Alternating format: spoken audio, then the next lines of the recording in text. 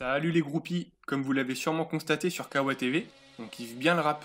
On met des punchlines à toutes les sauces, et bah ça tombe bien parce qu'aujourd'hui on vous parle du livre Une histoire du rap en France, écrit par Karim Amou aux éditions de la Découverte. Karim Amou est sociologue et il propose ici une histoire sociale du rap.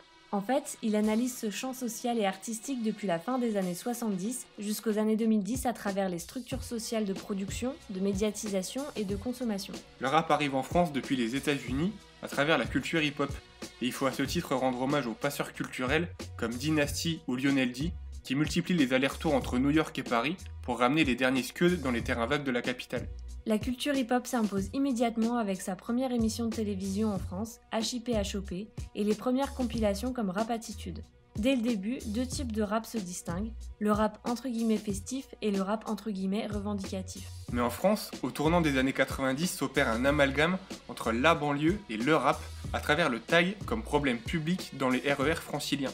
C'est à ce moment que s'opère la disqualification de ce genre musical, tout comme celle des soi-disant jeunes de banlieue taggeurs et rappeurs, type Cool Chain et Joe Star de NTM. Ils ont caricaturé nos discours radicaux et l'ont résumé par wesh wesh ou yo yo. Malheureusement, cette image dévalorisante du rap va lui coller à la peau et le formater.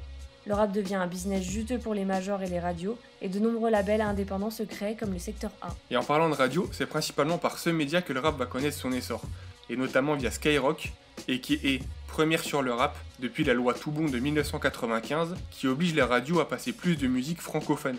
Le rôle de Skyrock est ainsi double dans l'histoire du rap en France.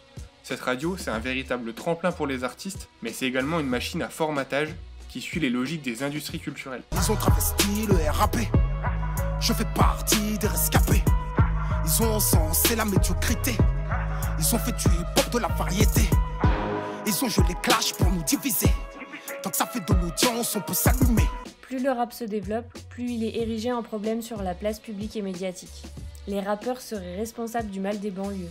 En 2005, lors des révoltes, certains politiques accusent même les rappeurs comme Passy, Monsieur R ou Sniper d'avoir mis le feu aux poudres. Ben voyons. Karim Amou qualifie ce phénomène de croisade morale nationaliste contre le rap.